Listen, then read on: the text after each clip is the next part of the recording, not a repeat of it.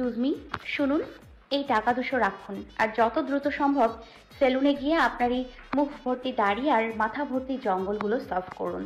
ডান হাতের মধ্যে দৃশ্যমান 200 টাকার নোটের দিকে অবাক দৃষ্টিতে তাকিয়ে রইল লোক। তার পাশেই দাঁড়ানো সেক্রেটারি বেশে থাকা পাভেল শিকদার অবাকের ন্যায় চোখ দুটো বড় বড় করে তাকিয়ে আছে মেয়েটির দিকে। দুপাশে থাকা গার্ড সহ দলের অন্যান্য লোকেরাও অবাক নয়নে তাকিয়ে আছে। এ যেন পৃথিবীর অষ্টম আশ্চর্য। দুহাত দিয়ে মুখ ঢেকে অবাক চোখে তাকিয়ে আছে অনন্দা। দুপা সামনে এগিয়ে ভয়ের তো আর্তনাদ করে কবজি চেপে ধরল স্পর্শীর।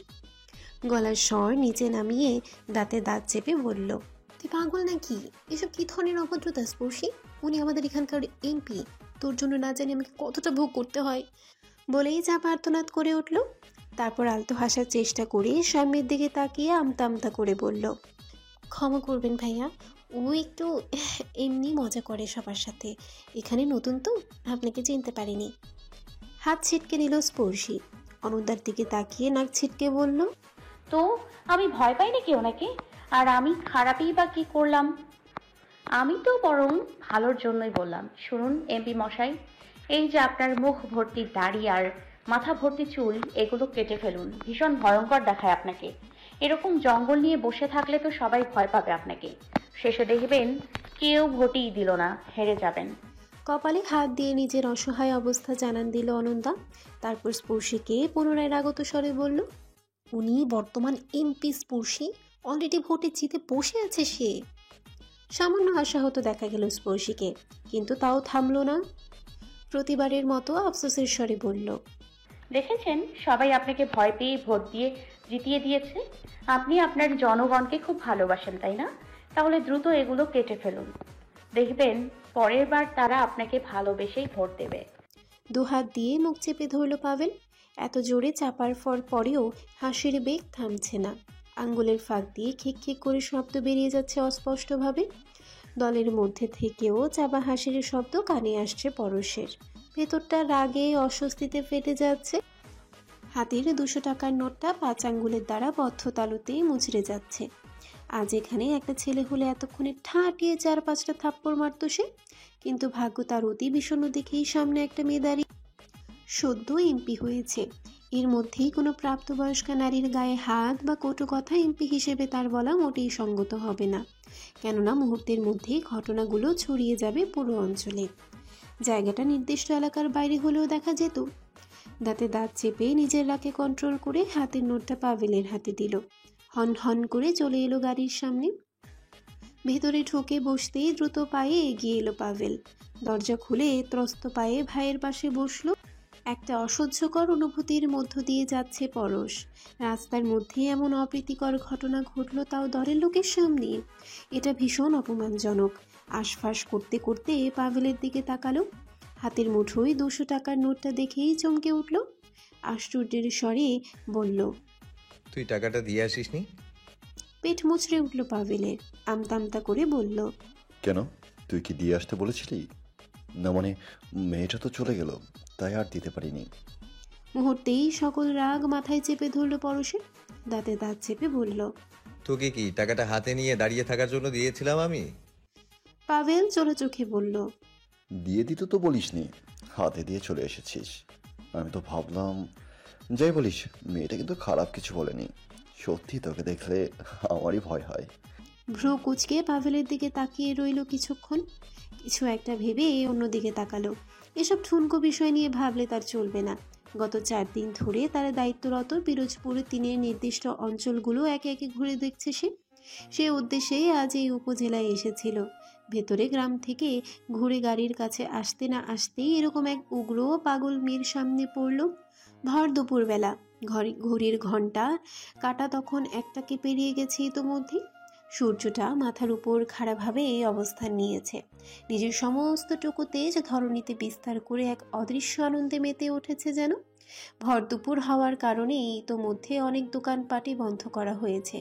প্রত্যেকে তার নিজ বাসস্থানে অবস্থান নিয়েছে খাওয়া গোসল করার জন্য। দূরেই একটা টিনের ছাউনি দেওয়া দোকান বন্ধ থাকলেও তার সামনে রয়েছে ছোট্ট একটা কাঠের বেঞ্চি।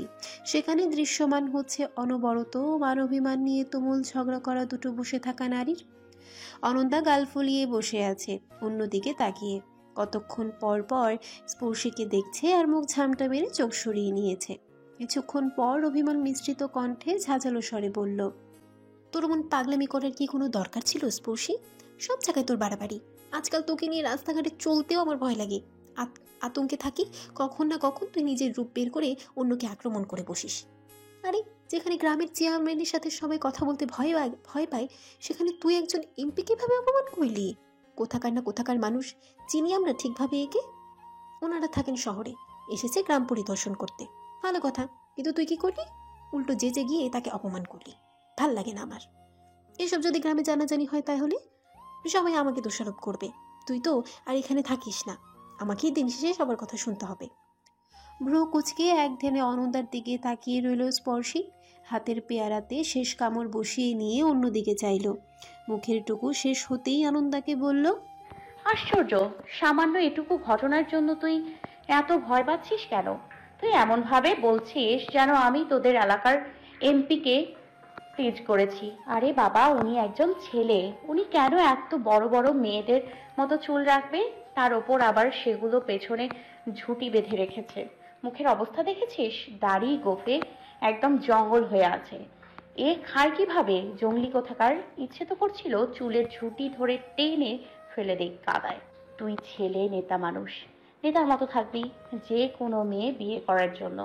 তা না, মুখ চুলের এমন অবস্থা করেছে যে দেখ মেয়েরা কেন, ভোটাররাও দৌড়বে।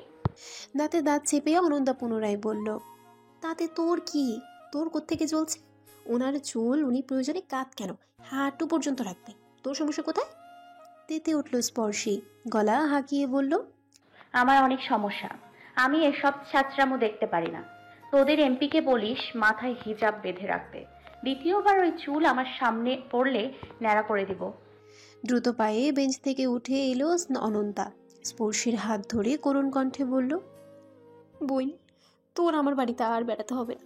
বিকালের বাসে তুই ঢাকা চলে যা। তোকে হাত জোর করে বলছি, প্রয়োজনে মাঝে পিঠা খাবার দাবার তোকে খাওয়াবে, সেগুলো আমি ঢাকায় তোর জন্য নিয়ে যাব। তাও তুই এখান থেকে যা, আর আমাকে একটু শান্তি দে। থেমে, আমার জীবনের সব থেকে বড় ভুল তোর সাথে ফ্রেন্ডশিপ করা। ভ্রু কুচকে তাকিয়ে রইল স্পর্শী, গা জ্বালানো হাসি দিয়ে এমন ভাবে বলছিস যেন আমি তোর সাথে প্রেম করছি। তুই বারবার আমার সাথে ব্রেকআপ করতে চাইছিস, আর আমি তোর পা ধরে বলছি, বাবু সোনা, আমাকে ছেড়ে যেও না, আমি তোমাকে ছাড়া বাঁচবো না। থেমে, সর এখান থেকে, ফুট। আর শোন, দাওয়াত দিয়ে এনেছিস তুই, এবার আমার যেদিন যেতে ইচ্ছে করবে সেদিন যাব। তার আগে এক পাও বের হব না। প্রয়োজনে তোকে বের করে দিব বাড়ি থেকে। সন্ধ্যাবেলা। ঘড়ির কাঁটা তখন মাত্র 6টা ছিল। আশেপাশে আবছা অন্ধকার নেমে গিয়েছে। ঘুমের মধ্যে হঠাৎ চিৎকার চেঁচামেচি শুনে লাফ দিয়ে উঠে বসলো। ধীরে ধীরে কান্নার আওয়াজ বাড়ছে, সাথে চারদিকে হইচইপূর্ণ পরিবেশ। দ্রুত পায়ে দরজার কাছে আসতেই অনন্দা হাত চেপে ধরল স্পর্শীর। চাপা আর্তনাদ দিয়ে ছোট্ট স্বরে বলল, প্লিজ ওদিকে যাস না, ঝামেলা হবে। হার্ট দ্রুত গতিতে চলছে স্পর্শীর, ওদিকে কান্নার আওয়াজ আরো বাড়ছে। পুনরায় ধমক মেরে জিজ্ঞেস করতেই অনন্দা বলল, ওখানে একটা মৃত ছেলের সাথে একটা জীবিত মেয়ের বিয়ে দেওয়া হচ্ছে। সন্ধ্যাবেলা। ঘড়ির কাঁটা তখন মাত্র 6টা ছিল। আশেপাশে আবছা অন্ধকার নেমে গিয়েছে। ঘুমের মধ্যে হঠাৎ চিৎকার চেঁচামেচি শুনে লাফ দিয়ে উঠে বসল। ধীরে ধীরে কান্নার আওয়াজ বাড়ছে, সাথে চারদিকে হইচইপূর্ণ পরিবেশ। দ্রুত পায়ে দরজার কাছে আসতেই অনন্দা হাত চেপে ধরল স্পর্শীর। চাপা আর্তনাদ দিয়ে ছোট্ট স্বরে বলল, প্লিজ ওদিকে যাস না, ঝামেলা হবে।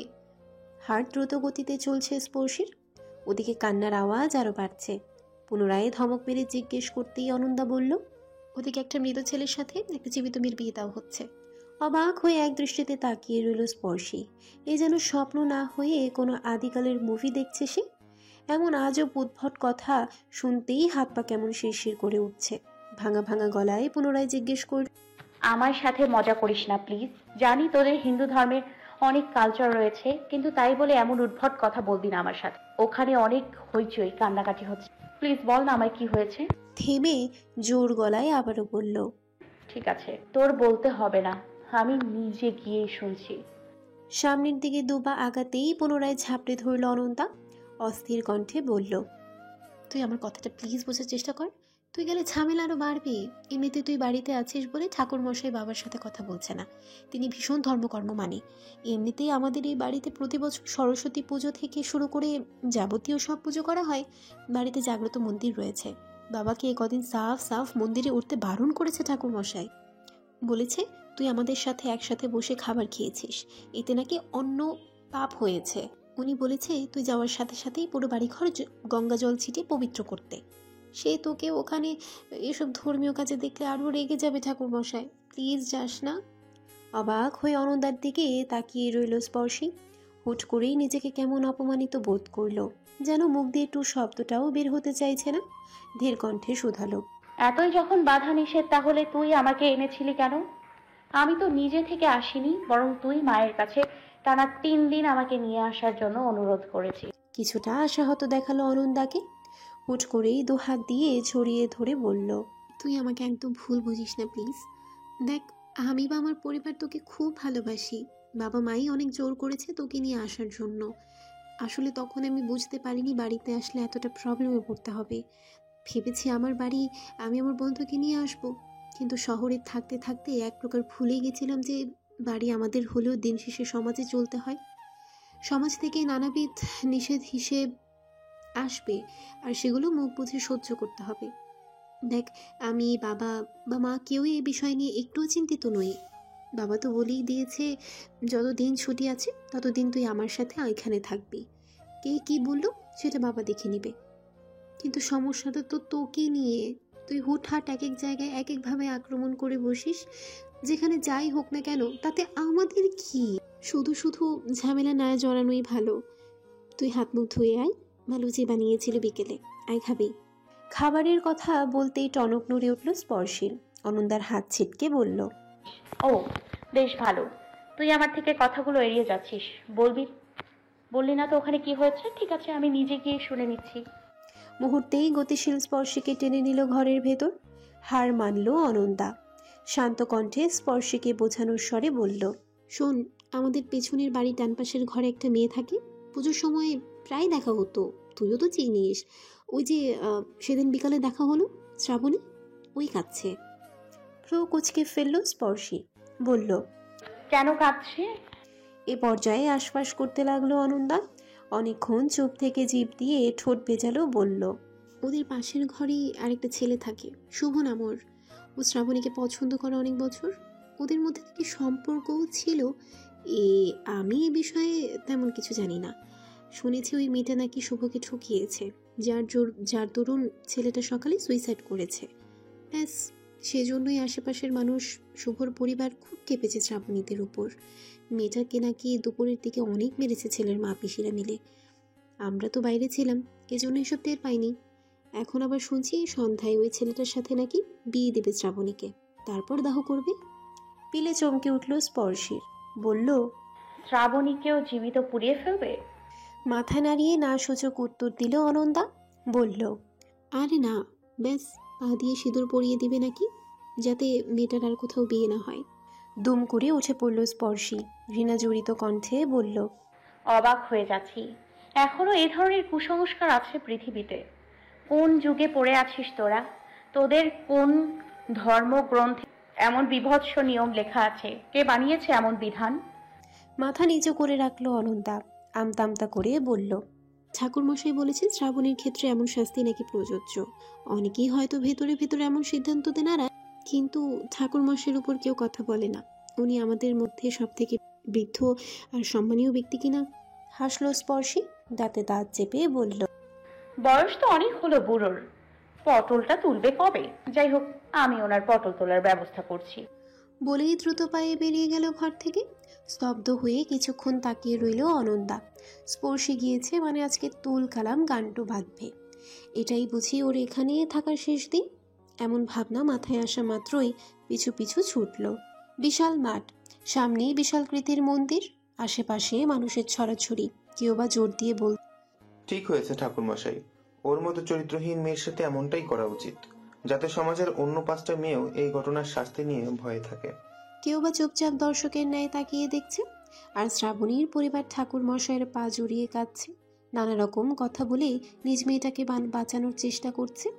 ক্ষমা করে দিন ঠাকুর মশাই, ও ছোট মানুষ, এমন ভুল আর কখনো করবে না।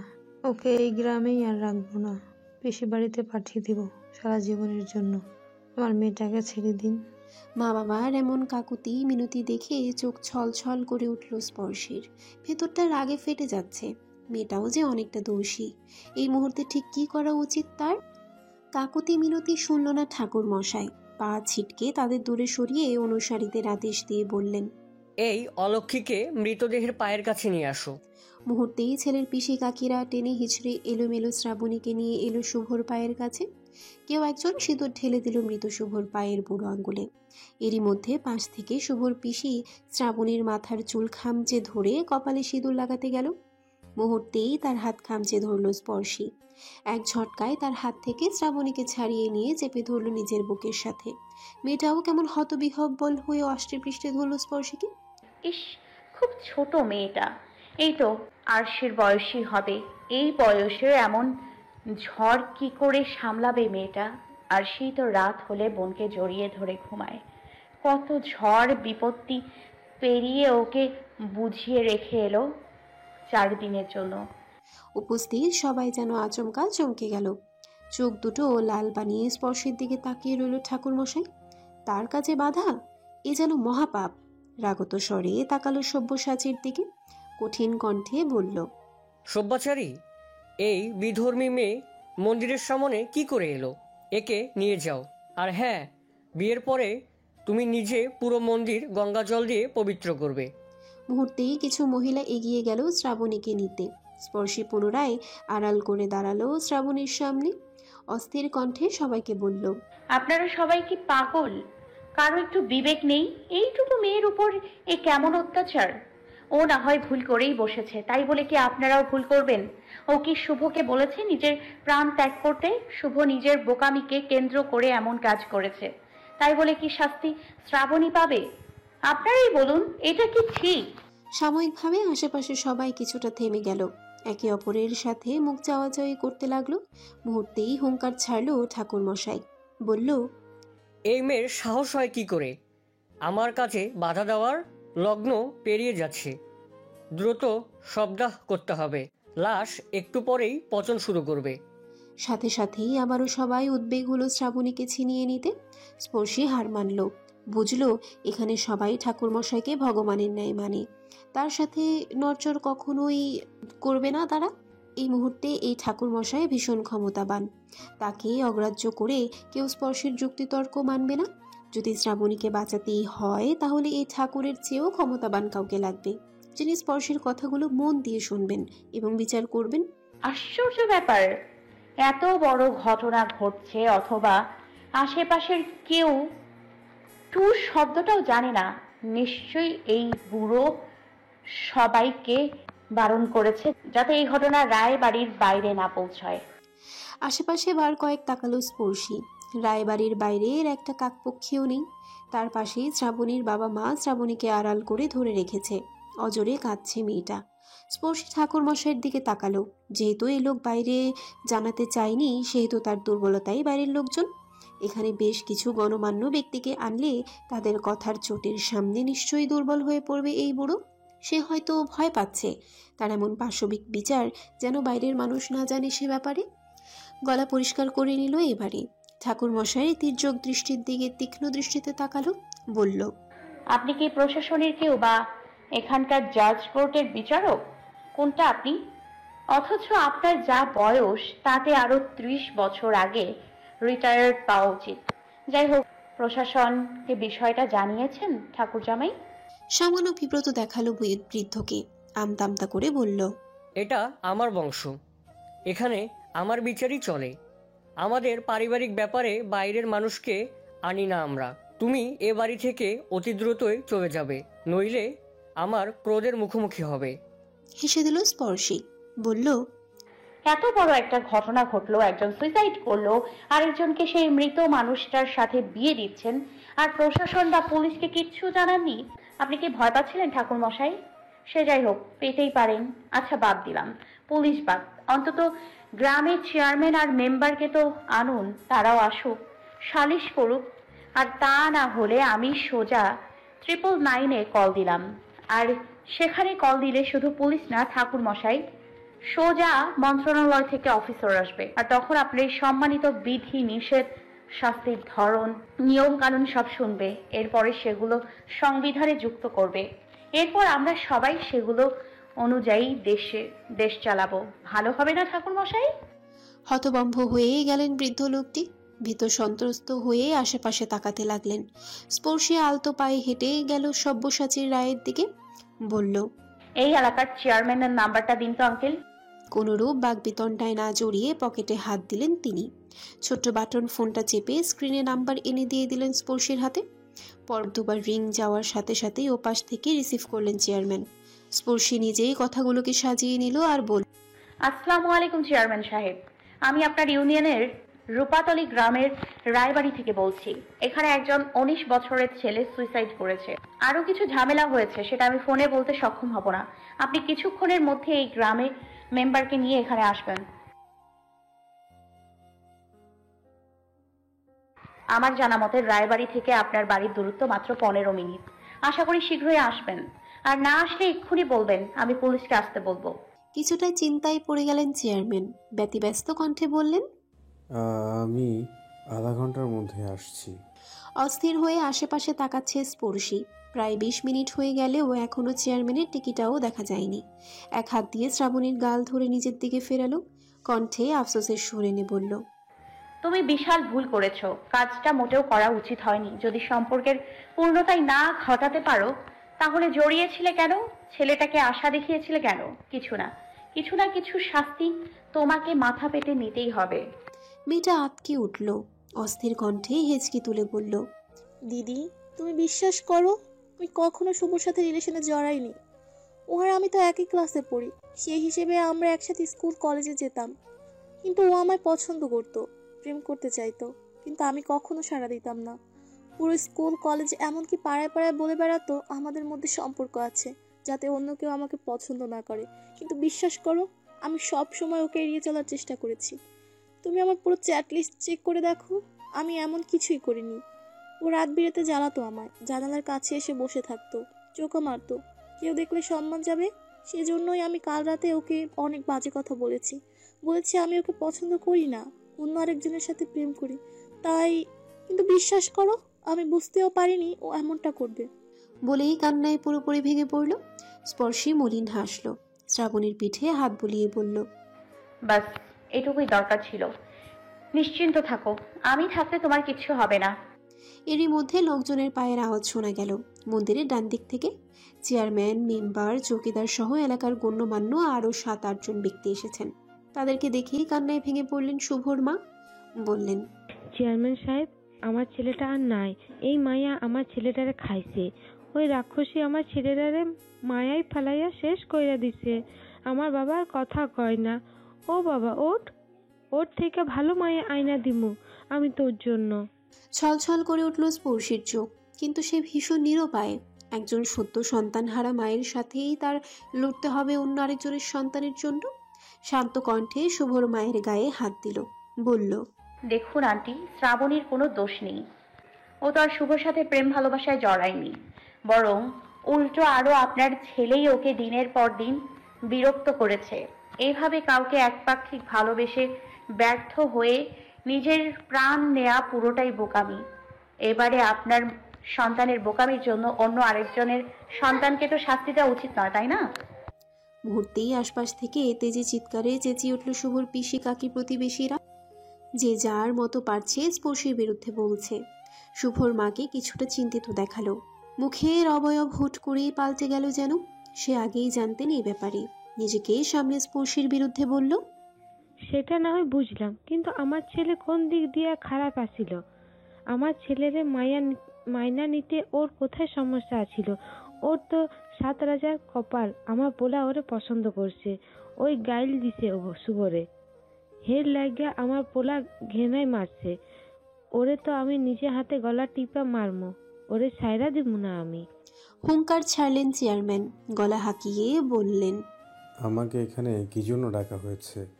কেউ কি বলবে এসব কি হচ্ছে? মুহূর্তেই একজন ছুটে গিয়ে কয়েকটা চেয়ার এনে বসতে দিলেন তাদের। স্পর্শী শ্রাবণীর হাত ধরে চেয়ারম্যানের সামনে গেলেন, কিন্তু শান্ত কণ্ঠে বললেন, আমি আপনাকে সবটা বলছি। এই মেয়েটাকে ওর পাশের ঘরের ছেলে শুভ রায় পছন্দ করে, দুজন কিন্তু সমবয়সী, কিন্তু আবেগী। ছেলেটা ওকে পছন্দ করলেও মেয়েটা তাকে বরাবরই এড়িয়ে গেছে, কিন্তু যখন ছেলেটার ওই আবেগগুলোতে মেয়েটা বিরক্ত হতে লাগলো, তখন তাকে খোলাখুলি বারণ করে দিয়েছে। হয়তো কিছু কঠোর গালিও দিয়েছে, যার কারণে ছেলেটা প্রত্যাখ্যান সহ্য করতে না পেরে সুইসাইড করেছে। এবার বলুন তো আঙ্কেল, এখানে মেয়েটার কি দোষ? তাকে পছন্দ না হতেই পারে।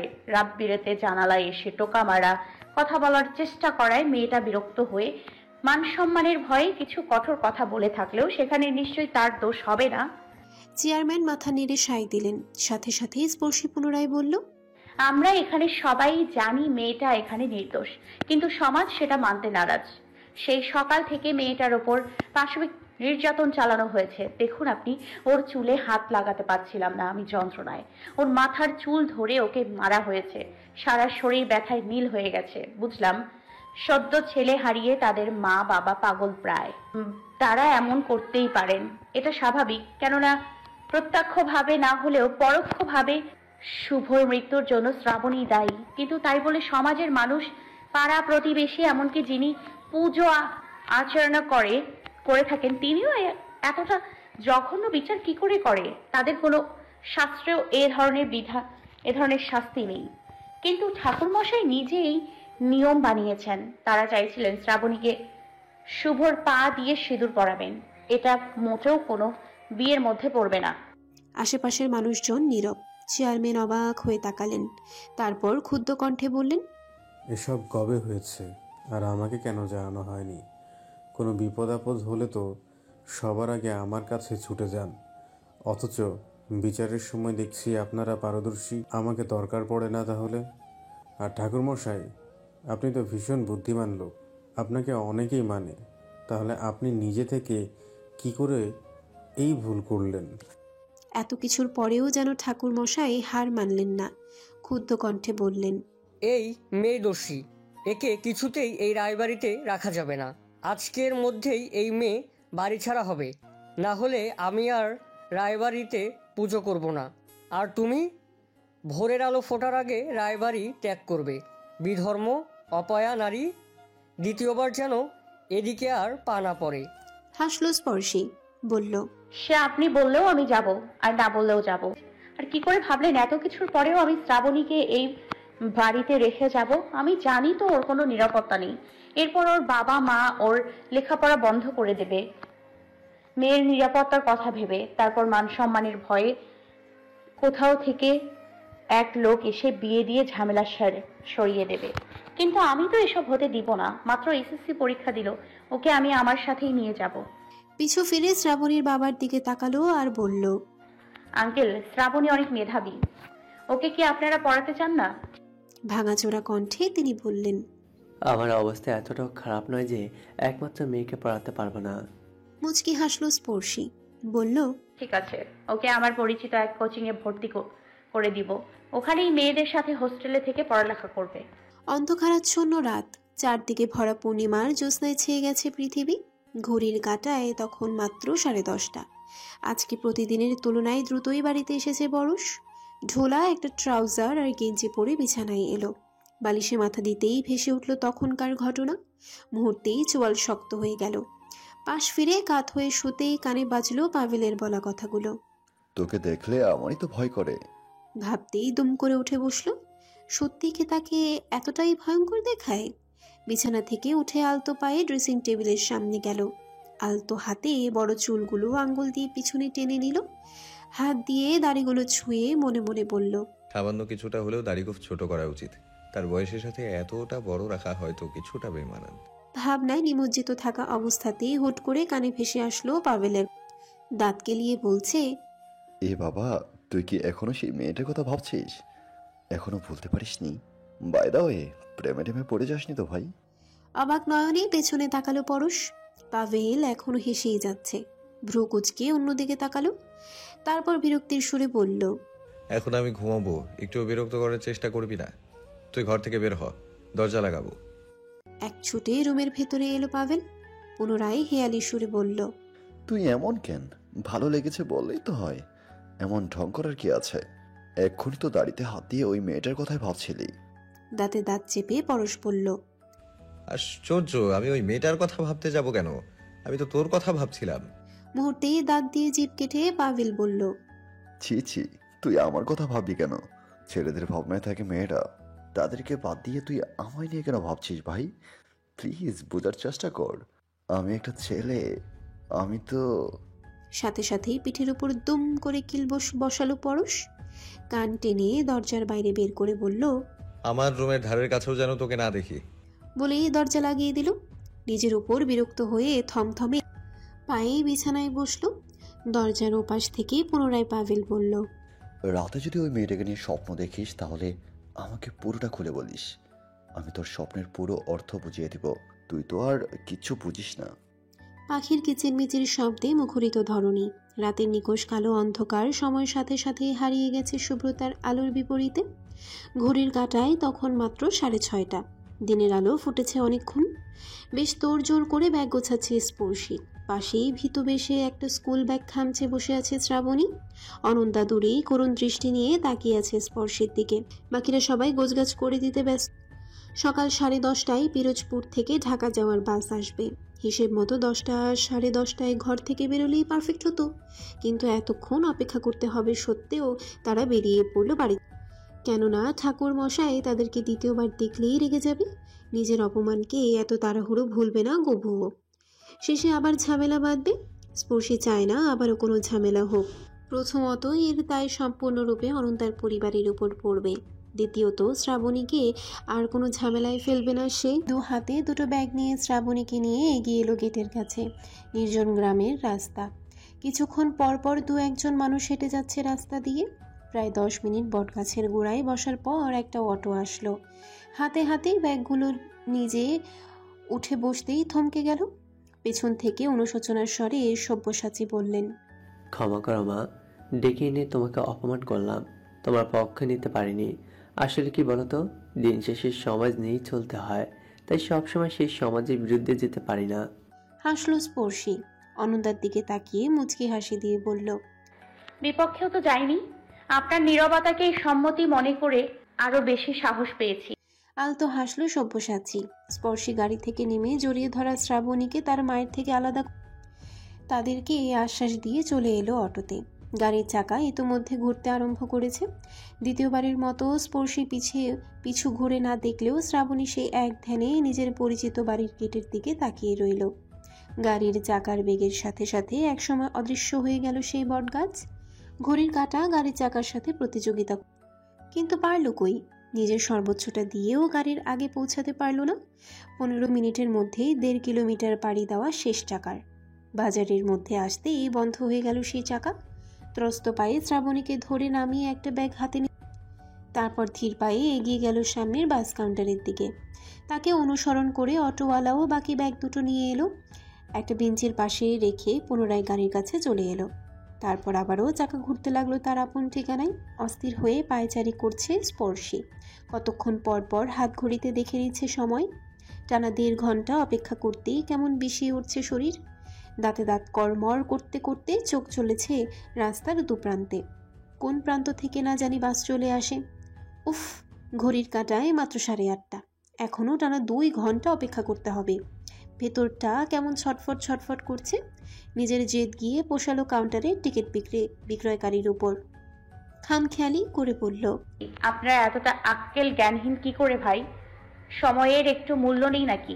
একটু হলেও তো পাঞ্চুয়ালিটি মেইনটেইন করতে পারেন। এত দেরি হচ্ছে কেন বাস আসতে? হ্যাঁ, 2 চোখের কোটর বেরিয়ে আসার উপক্রম লোকটির। হাতের ফোনটাতে আরেকবার শিওর হয়ে টাইম দেখে নিল।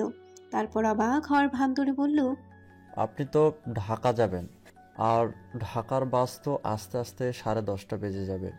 আপনার টিকিটই তো লেখা আছে, এত আগে আসছেন কেন? দাঁত কটমট করে স্পর্শী পুনরায় বলল, কেন? এই যে এতগুলো বাস আসলো পরপর, এরাও তো ড্রাইভার নাকি? এরা যদি আগে আসতে পারে তাহলে আপনারা ঢাকার বাস কেন আগে আসতে পারবেন না? থত মতো খেয়ে গেল লোকটি। পাশে কাউন্টারে দাঁড়িয়ে থাকা আরও কয়েকটা মহিলা অবাক হয়ে দেখছে স্পর্শীকে। বোঝানোর স্বরে লোকটি বলল, দেখেন আপা, ঢাকার বাস তো সেই মঠবাড়িয়া থেকে লোক নিয়ে আসে, এরপর সাফা গিয়ে আবার লোক ওঠায়, এভাবে প্রায় 5-6 জায়গার কাউন্টার থেকে ঢাকার প্যাসেঞ্জার উঠাইয়া তারপর আমাগো রূপাতলির কাউন্টারে আসবে, তাই দেরি হয়। কেন, এটা কি লোকাল বাস নাকি? এত জায়গায় থামতে হবে কেন? আজব সব লোকজন।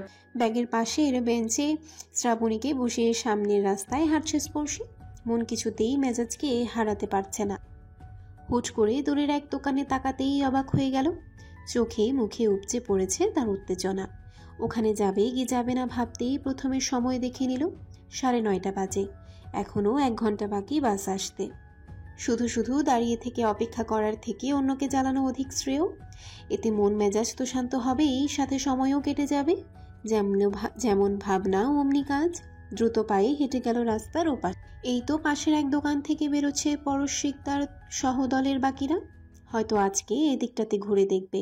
আরে বাহ, এখন দেখতে দারুণ লাগছে, একদম পারফেক্ট। পেছন থেকে মেলে কণ্ঠস্বর শুনতেই পেছনে তাকালো পরশ।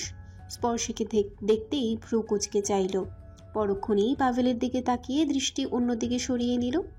পাভেল এগিয়ে গেল স্পর্শীর দিকে, মুখভঙ্গি সিরিয়াস করে প্রশ্নবিদ্ধ করল, বলল, কাকে দারুণ লাগছে? মুহূর্তেই জিভ কাটল স্পর্শী, দ্রুত বলল, আজকে শাড়িটা ছোট করেছে তো, তাই ভালো লাগছে। আমি বলতে চাইছি এখন নেতা নেতা লাগছে। থেমে দেবে যাওয়া কণ্ঠে আসতে বলল, এতদিন তো গুন্ডা গুন্ডা লাগতো। তড়িৎ বেগে আবারও স্পর্শীর দিকে চাইল পরশ। এই মেয়ে সীমার বাইরে কথা বলছে। আশেপাশে তাকাতেই দেখল উৎসুক জনতা তাদের দিকে তাকিয়ে আছে। দ্রুত পায়ে সেখান থেকে গাড়ির দিকে এগিয়ে গেল। পাভেলও আর টু শব্দ করল না, চুপচাপ অন্যদের সাথে ভাইয়ের পিছু নিল। এলাকার লোকজনের দৃষ্টি মোটেও সুবিধার লাগছে না তাদের কাছে। স্পর্শী অবাক হয়ে তাকিয়ে রইল। তাকে এক প্রকার ইগনোর করে সবাই চলে গেছে। দ্রুত পায়ে পাভেলদের পেছনে যেতে যেতে চেঁচিয়ে বলল, এই যে শুনুন এমপি মশাই, আপনি তো এখানকার নেতা, বিচার করে যান। আমাকে এই এলাকার একটা মন্দিরের ঠাকুর মশাই গ্রাম ছাড়া করেছে, সে আমাকে ঘুরতে দেয়নি। 3 দিনও শান্তিতে থাকতে পারিনি আমি, বিচার করে যান। থমকে দাঁড়িয়ে পড়ল পরশ, কিন্তু পিছু ফিরল না। সামনে যেতে যেতে আওড়ালো, প্রশংসাজনক কাজ করেছে ঠাকুর মশাই। স্পর্শী ছুটে পরশের সামনে দাঁড়ালো, মুখভঙ্গি সিরিয়াস করে বলল, আপনি আমার কথার উত্তর দিচ্ছেন না কেন? দেখুন, কথা না বললে আমি ভাববো আপনি আমাকে অপমান করছেন। পরশ টান টান হয়ে স্পর্শীর সামনে দাঁড়ালো, গম্ভীর মুখশ্রী নিয়ে বলল, অপমান করতেই তো চাইছি। স্তব্ধ হয়ে গেল স্পর্শী। অপমানে মুখ থমথমে হয়ে গেল। পরশ আর পিছু তাকালো না, ত্রস্ত পায়ে গাড়ির ভেতরে ঢুকলো। এতক্ষণে যেন ভ্রম দূর হলো তার। পরশকে পুনরায় দলের লোকের সামনে অপমান করতে বলল, গতদিন আপনাকে আমি 200 টাকা দিয়েছিলাম চুল আর দাড়ি কাটার জন্য, কিন্তু আপনি শুধু দাড়ি ছোট করেছেন, বাকি 100 টাকা এক্ষুনি দিন। আমি ভাবতে পারছি না, সামান্য 200 টাকা থেকে 100 টাকা সরালেন। না জানি সরকারের দেয়া জনগণের ত্রাণের কোটি কোটি টাকার কত কোটি টাকা বাইরে সরিয়েছেন। বলেই পেছন ঘুরে দিল ভৌদৌড়। এতক্ষণে লক করা গাড়ির ভেতর থেকে বেরিয়ে এসেছে সবাই। পাভেল নিজের কানকেই বিশ্বাস করতে পারছে না। এত অপমানের মধ্যেও তার পেট ফেটে হাসি আসছে। দাঁতে দাঁত চেপে ছুটে যাওয়া স্পর্শীকে পুনরায় দেখে নিল পরশ। এখন এই পাজি বেয়াদব ছোটন্ত মেয়েকে ধরতে গেলে তাদেরও ছুটতে হবে। শেষে গ্রামের লোকজন উল্টো ভেবে কেলেঙ্কারি ঘটিয়ে ফেলবে। এই মেয়েও কম নয়, ভীষণ রকমের অসভ্য। এর থেকে মিথ্যে শোনাটা মোটেও অসম্ভবের কিছু না। যদি গ্রামের লোকজনদের বলে দেয় তাকে ফ্রিজিং করছিল এমপির লোকেরা, উফ, সারা শরীর রাগে বিষিয়ে উঠছে। এই মেয়ের সাথে তৃতীয়বার দেখা হোক, সেটা পরশ খুব করে চায়। সেদিন বুঝিয়ে এবং ঠিকঠাকভাবে চিনিয়ে দিবে পরশ শিকদার আসলে কি। ঘন ঘন শ্বাস নিচ্ছে স্পর্শী। প্রায় 5 মিনিট ছুটে এসেছে সে। এই তো খানিকটা পরেই কাউন্টার। এখান থেকেই শ্রাবণীকে দেখা যাচ্ছে পায়ের ধীর গতিতে জোরে জোরে শ্বাস নিতে নিতে দাঁড়িয়ে পড়ল সেখানে। মাথাটা ঘুরিয়ে উঠল যেন। চোখের সামনে কেমন অন্ধকার। কষ্ট করেও কেন জানি চোখ খুলতে পারছে না স্পর্শী। হঠাৎই চোখের পুরোপুরি ভর হারিয়ে লুটিয়ে পড়ল রাস্তার মাঝখানে। এরই মধ্যে পেছন থেকে দ্রুত গতিতে ধেয়ে আসলো এক বাস। মুহূর্তেই চারদিক হইচই পড়ে গেল। শেষ মুহূর্তে ভীষণ কষ্টের মধ্যে আবজা চোখ মিলল স্পর্শী। দূর থেকে লোকজন এগিয়ে আসছে চিৎকার করে। এরই মাঝে পরিচিত মেয়ে শ্রাবণী ছুটে আসার অবয়ব ভেসে উঠল চোখের সামনে। আর পারল না মেলে রাখতে। আচমকাই বন্ধ হয়ে গেল সে কোমল অশ্রুসিক্ত চোখ দুটির পাতা। দ্রুত পায়ে আশেপাশের জনমানবকে সরিয়ে ফাঁকফোকর এড়িয়ে ছুটে স্পর্শের কাছে পৌঁছালো শ্রাবণী। চোখের অশ্রুগুলো বাদ মানছে না। সে সত্যিই অপয়া, যার কাছেই আশ্রয় খোঁজে সেই বিপদে পড়ে যায়। এক হাত দিয়ে চোখ মুছে রাস্তার অজ্ঞান হয়ে থাকা স্পর্শের পাশে বসলো। দুহাত দিয়ে ঝাপটে ধরে ডাকতে লাগলো অনবরত, দিদি, ও দিদি ওঠো, কি হলো তোমার? কেউ একটু জল দিন না তাড়াতাড়ি। আশেপাশে ভিড় জমে গেছে ইতোমধ্যেই। স্পর্শের গায়ে আঁচ লাগার আগেই দ্রুতগতিতে এগিয়ে চলা বাসের ড্রাইভারটি ব্রেক কষে নেয়। সম্পূর্ণ ঘটনাতে তার তেমন কোনো দোষ না থাকলেও অকারণে শুনতে হচ্ছে আশেপাশের ক্ষেপে থাকা জনমানুষের ক্ষোভ যুক্তিগালি। কেউ তো কলার চেপে ধরেছে, আবার কেউ কেউ গায়ের উপর হামলে পড়েছে মারবার জন্য। এই লোক সমাজ এমনই। কেউ বিপদে পড়লে তাকে যে প্রথমে সে বিপদ থেকে মুক্ত হওয়ার জন্য সাহায্য করতে হয় সেটা মোটেই ভাবনাতে আনে না তারা। বরং যে ব্যক্তির মাধ্যমে ক্ষতিগ্রস্ত হয় সেই ব্যক্তিকে আগে ছাড়ে। এজন্য তাদের গায়ের জোর খাটানোর চিরাচরিত ভাবনা। গাড়ির মিররে পেছনে জমে থাকা জনমানবহীন জায়গাটায় এমন লোক সমাগম দেখে ভ্রু কুঁচকে ফেলল পরশ। চিৎকার, চেঁচামেচি, ধমক, ধাক্কাধাক্কি সব মিলিয়ে যেন রণক্ষেত্রের রূপ নিয়েছে জায়গাটি। ড্রাইভারকে নির্দেশ করলো গাড়ি ঘুরিয়ে পেছনে যাওয়ার জন্য। সেখানে পৌঁছাতেই হন হন করে একে একে সবাই নামলো। এমপির গাড়ি ও বডিগার্ডদের দেখতেই লোকজন দুপাশে চেপে গেল। গম্ভীর মুখশ্রী নিয়ে এগিয়ে গেল কাঙ্ক্ষিত স্থানে। এক অষ্টাদশী কন্যা কাঁদছে আর মাটিতে লুটিয়ে পড়ে থাকা অন্য এক মেয়েকে দেখল সেখানে। এখানে কি হয়েছে? গম্ভীর কণ্ঠে উপস্থিত সবাইকে জিজ্ঞেস করলো পরশ। পাশে থাকা এক মধ্যবয়স্ক দোকানদার ক্ষিপ্ত হয়ে ড্রাইভারকে পরশের সামনে আনলো, চেঁচিয়ে বলল, এমপি সাহেব, এই ড্রাইভার অনেক জোরে বাস চালাইছে। মাইয়াটা ভয় পাইয়া গেছে। আর একটু হইলেই মাইয়াটা গাড়ির তলে পইরা যাইতো। থতমত খেয়ে গেল ড্রাইভার। কিছুই বুঝে উঠতে পারল না। অস্থির হয়ে পরশের উদ্দেশ্যে বলল, এমপি সাহেব, আমি মানছি জোরে গাড়ি চালাইছি, কিন্তু এই মেয়েটার ক্ষতি হওয়ার আগেই গাড়ি থামাইয়া দিছি। এমন ভুল আর হইবে না। আমার বাস ভরা প্যাসেঞ্জার, প্রয়োজনে মেয়েটার চিকিৎসার খরচ আমি দিয়া দিমু, কিন্তু আমারে যাইতে দেন। কোনো কথার সায় দিল না পরশ। গম্ভীর পায়ে আর একটু সামনে যেতেই চমকে উঠল। মাথাটা কাত করে দেখতে গিয়েও আবার সোজা হলো। গম্ভীর হয়ে শ্রাবণীকে বলল, মেয়েটার মুখের ওপর থেকে চুলগুলো সরাও তো। শ্রাবণী খানিকটা থমকে গেল। তারপর আলতো হাতে মুখের উপর থেকে চুলগুলো সরিয়ে দিল। থমকে গেল পাভেল। দ্রুত পায়ে পরশের পাশে গিয়ে নিচু স্বরে বলল, এই তো এলো মেয়েটা, এর মধ্যে কি হয়ে গেল? পরশ চোখ সরিয়ে নিল। ড্রাইভারের দিকে তাকিয়ে বলল, আপনি যান, আমি বুঝতে পেরেছি আপনার মোটেও দোষ ছিল না। অবাক হয়ে তাকিয়ে রইল ড্রাইভার। দ্রুত পায়ে উঠে গেল গাড়িতে। স্টার্ট দিয়েই এক প্রকার পালিয়ে গেল নিজের গন্তব্যের দিকে। এলাকার লোকজন কিছুটা আর চোখে দেখল পরশকে। এই তো কিছুক্ষণ আগেও মেয়েটাকে তাদের এমপির সাথে দেখে কত কিছু ভেবেছিল। অথচ সেই মেয়েটাই অসুস্থ হয়ে রাস্তায় পড়ে আছে, কিন্তু এমপির মধ্যে ভাবান্তর নেই। তিনি নিশ্চিত হয়ে অবজ্ঞা করে দাঁড়িয়ে আছে তার সামনে। মেয়েটার চোখে মুখে পানি দিয়ে ওই বেঞ্চে বসাও, ঠিক হয়ে যাবে। আর আপনারা ভিড় কমান, অজ্ঞান হয়ে গেছে তেমন কিছুই হয়নি। মাঝে মধ্যে মুখকে বিশ্রাম নিতে দেওয়ার জন্য হলেও একটু আধটু অজ্ঞান হওয়া উচিত। উপস্থিত সবাই খানিকটা অবাক হলেও কেউ মত করল না। ধীরে ধীরে ভিড় কমিয়ে দিল। দুহাত দিয়ে মাথা চেপে ধরে আহ করে শব্দ করলো স্পর্শী। এতক্ষণে কেউ খেয়াল না করলেও স্পর্শীর বেদনাতুর শব্দে সেদিকে চাইল। আচমকা পিচ ঢালা রাস্তার উপর পড়ায় কপালে উপরটা না ফাটলেও থেতলে গেছে। যেটা এতক্ষণ চুলের আড়ালে ছিল। পরশ কিছুটা চমকালো। ভাইয়ের কথা শুনতেই স্পর্শীর দিকে এগিয়ে গেল পাভেল। একটা রিক্সা ডেকে উঠিয়ে দিল তাকে। ভাড়া দিয়ে সদর হসপিটালে নামিয়ে দেওয়ার জন্য বলল। তাদের পেছনে অন্য একটা রিক্সাতে পাঠিয়ে দিল আরেকজন বডিগার্ডকে। মাথা তুলতে পারছে না স্পর্শী। গা গুলিয়ে বমি আসছে বারবার তার। ও এ আল্লাহ, এটা তো ভালো লক্ষণ নয়। এখন রায়বাড়িতে থাকলে কোনোভাবে ঠাকুর মশাইয়ের কানে এই কথা গেলে কেলেঙ্কারি ঘটে যেত। এত ব্যথার মধ্যেও হাসি পেয়ে গেল স্পর্শী। পেটের উপর হাত রেখে দুষ্টুমির স্বরে বলল, এই ভেতরে কেউ আছিস নাকি? থাকলে তাড়াতাড়ি বাইরে বের হয়ে আয়। তারপর ভালো মতো তোর বংশ পরিচয় বল। কোনখান থেকে হুট করে টপকালি রে বাপ? তুই তো ভুল করে চলে আসছিস। তোর বাপের তো এখনো দেখাই নাই। একটু ধীরে সুস্থে আয়, রয়েস হয়ে বাপ। এরই মধ্যে নার্স চলে এলো। কপাল ড্রেসিং করে ওষুধ লিখে দিতেই কৌতূহলী হয়ে স্পর্শী বলল, হুট করে এমন অজ্ঞান হলাম কেন? নার্স ডক্টর কি কিছু বলেছে? তুমি কখন থেকে না খেয়ে আছো মা? এমন করলে তো গ্যাস চারপাশ থেকে তোমাকে গ্রাস করবে। কিছু খেয়ে নিয়ে এখানের ওষুধগুলো খেয়ে নিও। রুমের ভেতর ঢুকতে ঢুকতে ডাক্তার বলল। আলতো হাসলো স্পর্শী। সত্যিই তো, সকাল থেকে কিচ্ছু খাওয়া হয়নি স্পর্শীর। তার উপর সে এই কড়া রোদের মধ্যে 2 ঘন্টা রাস্তায় হেঁটেছে। কেটে গেছে অনেক প্রহর। ঘড়ির কাঁটায় প্রায় 12টা। যেখানে 10:30 পর্যন্ত অপেক্ষা করতে হিমশিম খাচ্ছিল স্পর্শী, সেখানে এখন 12টার গাড়িতে উঠতে হচ্ছে। তাড়াতাড়ি যেতে চেয়েছিল, অথচ সৃষ্টিকর্তা এখন আরও 2 ঘন্টা দেরি করিয়ে পাঠাচ্ছে তাকে। হেল্পারের সাহায্য নিয়ে বক্সে মালামালগুলো নিয়ে শ্রাবণীকে ধরে উঠে গেল সিটে। মুহূর্তেই ক্রিং ক্রিং করে বেজে উঠল ফোন।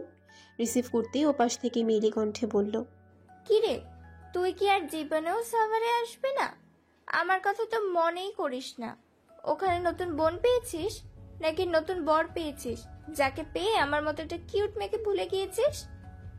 এই আপু, তুই আবার বিয়ে করিসনি তো বলতো?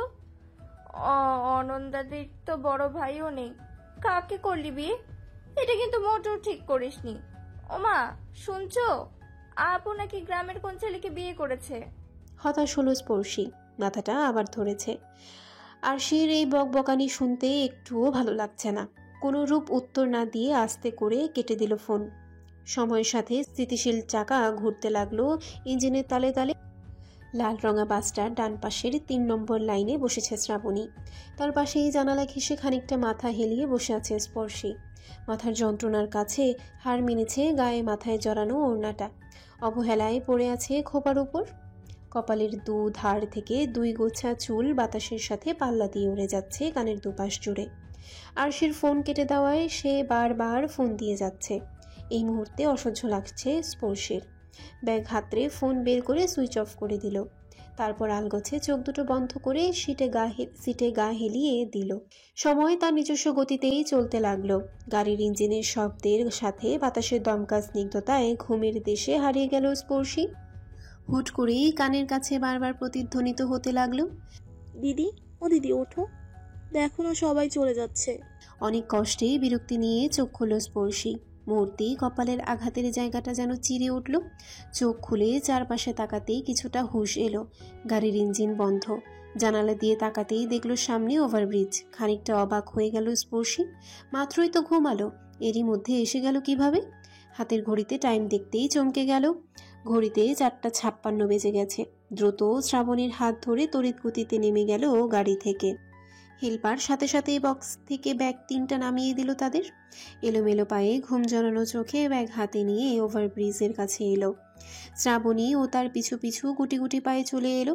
প্রতিটা সিঁড়ি পার হতে দম বেরিয়ে যাচ্ছে স্পর্শীর। আচমকাই ব্যাগ রেখে তার উপর বসে পড়ল। অবুঝের মতো তাকিয়ে রইল শ্রাবণী। বেশ কিছুক্ষণ পর সাহস নিয়ে আমতা আমতা করে বলল, দিদি, এখানে কেন বসেছো? বাসায় যাবে না? বিরক্ত হলো স্পর্শী। চোখ দুটো ছোট ছোট করে শ্রাবণীর উদ্দেশ্যে বলল, এটাই আমাদের বাসা, তোমাকে এখানেই থাকতে হবে। বেশি পকপক করলে সিক্কা মেরে ব্রিজের নিচে ফেলে দিব। চমকে গেল শ্রাবণ। উকি মেরে ব্রিজের নিচে চাইল। সেকেন্ডের ব্যবধানে একে একে বাস ট্যাক্সি চলে যাচ্ছে বিভিন্ন গন্তব্যে। খানিকটা শঙ্কিত হয়ে পুনরায় স্পর্শীর দিকে তাকালো। এলোমেলো পায়ে আবার উঠে দাঁড়িয়েছে সে। ব্যাগ হাতে সামনের দিকে এগিয়ে যেতে যেতে বলছে, আমার পিছু পিছু আসো, এদিক সেদিক যাবে না। মন্ত্রমুগ্ধের ন্যায় মাথা নাড়িয়ে আবারও হাঁটতে আরম্ভ করল শ্রাবণী। ব্রিজের নিচেই রেডিও কলোনির রিকশার স্ট্যান্ড। আলতো পায়ে হেঁটে রিকশায় উঠল তারা। তারপর ড্রাইভারের উদ্দেশ্যে স্পর্শী বলল, সোসাইটি গেট চলুন মামা। মিনিটের ব্যবধানেই রিকশা চলতে আরম্ভ করল।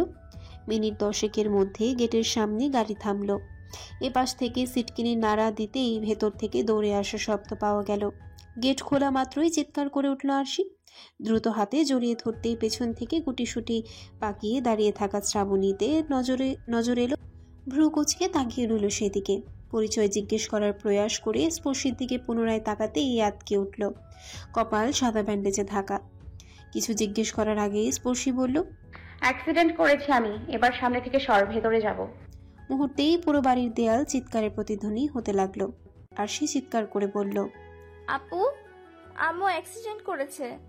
ভ্যাবাচাকা খেয়ে গেল স্পর্শী। ভ্রকুচকে তাকাতেই আরশি শুধরে নিল নিজেকে। পুনরায় গলার দামামা বাজিয়ে বলল, আম্মু, আপু অ্যাক্সিডেন্ট করেছে। মুহূর্তেই খুন্তি হাতে ছুটে এলো পিপাসা। গায়ের ওড়নার এক পাশ ধরে কপাল মুছতে মুছতে স্পর্শীর সামনে দাঁড়ালেন আর চোখে মায়ের দিকে তাকিয়ে চোরা কণ্ঠে বলল, তুমি পার্লারে যাওনি?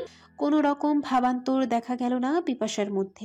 চিলের নজরে স্পর্শীর কপালের দিকে তাকিয়ে ভ্রু কুচকে কঠোর কণ্ঠে বলল, মাথা ফাটিয়েছিস কিভাবে? পাত্তা দিল না স্পর্শী। থুতনি নাচাতে নাচাতে অন্যদিকে তাকিয়ে বলল, মাথা ফাটাইনি তো, কপাল ফাটিয়েছি। কপাল থেতলে গেছে, সেটাও আমার দোষে নয়। চোখ কটমট করে চাইলেন পিপাসা। 2 কদম এগিয়ে এসে স্পর্শের চুল সরিয়ে কপাল দেখতে দেখতে বলল, দেখি কতটা চুল কাটতে হয়েছে। আউচ লাগছে মা, মাথা যন্ত্রণা করছে খুব, একটু রুমে যেতে দাও, সরো তো। বলেই রুমের দিকে এগিয়ে গেল স্পর্শী। এরই মধ্যে পেছনে গুটিসুটি পাকিয়ে থাকা শ্রাবণীর দিকে নজর পড়ল পিপাসার। নিজের চিরচেনা কঠিন সত্তাকে মুহূর্তের মধ্যেই বিলুপ্ত করে কমল চাহনিতে তাকালেন। আলতো হেসে বললেন, তুমি কে? ভুল করে কি আমাদের গেটে ঢুকে পড়েছো? অস্বস্তিতে পড়ল শ্রাবণ। কিছুটা হিমশিমও খেল। স্পর্শী দিদি ওকে ফেলে একাই চলে গেল, এখন কি পরিচয় দেবে ও? পিপাসা আলতো হাসল। শ্রাবণীর অস্বস্তি বুঝতে পেরে বলল, আরে এতে ভয় বা লজ্জা পাওয়ার কোনো দরকার নেই। একসময় এমন ভুল আমি প্রচুর করেছি। যে সময় নতুন ভাড়াটিয়া হিসেবে উঠেছিলাম, ওই সময় প্রতিদিন অন্যদের বাড়ির গেটে নক করতাম। এখানকার প্রায় গেটগুলোই কিছুটা দেখতে একই রকম। শেষে এই সামনের সাদা গোলাপ গাছটা দেখে চিনতাম, এটাকেই চিহ্ন মনে করতাম। তুমি বুঝি নতুন ভাড়াটিয়া? তা কোন বাড়িতে উঠেছে তোমার ফ্যামিলি? পিপাসার কথা শুনে গেটের সামনে এক পলক তাকালো শ্রাবণী। সামনে কি সুন্দর একটা বড় গোলাপ গাছ, থোকায় থোকায় সাদা ফুলের সবুজ গাছটা একটা ভিন্ন নকশায় দৃশ্যমান হয়েছে। পিপাসার ডাকে পুনরায় তার দিকে ফিরল শ্রাবণী।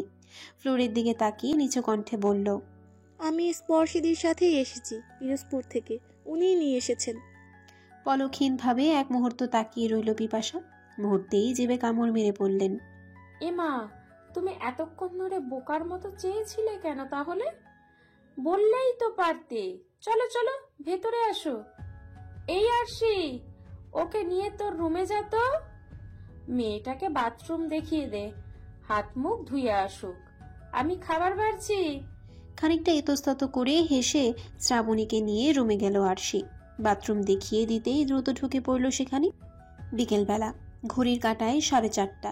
সূর্য প্রায় ডুবুডুবু। নিজের সমস্ত তেজ ছাড়িয়ে সে ঢলে পড়েছে পশ্চিম প্রান্তে। যত বিকেল গড়িয়ে আসছে সাভারে, ততই মানুষের ভিড় বেশি জমেছে। এক হাতে শ্রাবণীকে ধরে রিক্সা স্ট্যান্ডের সামনে দাঁড়ালো স্পর্শী।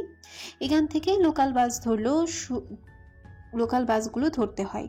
টানা 3 দিন নিজের বাড়িতে রাখলেও এখন আর রাখা যাবে না। মেয়েটার মা বাবাকে কথা দিয়ে এসেছে শ্রাবণী ভালো ভার্সিটিতে পড়াবে সে। নিজের বাড়িতে রেখে কোচিংয়ে ভর্তি করা গেলেও এই মুহূর্তে সায় দিচ্ছে না স্পর্শীর মন। এ কদিনে আরশির সাথে বেশ ভাব হয়ে গেছে শ্রাবণীর। সারাক্ষণ হাসি মজা দুষ্টুমিতে কাটিয়ে দেয় দুজন। স্পর্শী এই মুহূর্তে চাইছে না আরশির সাথে মিশে জীবনের সবচেয়ে গুরুত্বপূর্ণ সময়টা নষ্ট করুক শ্রাবণী। হঠাৎই বাসের শব্দ পেতেই হাত দিয়ে ইশারায় থামতে বলে স্পর্শী। দ্রুত পায়ে শ্রাবণীকে নিয়ে বসতেই হেল্পারকে বলল, ডেরি গেটে নামিয়ে দিবেন।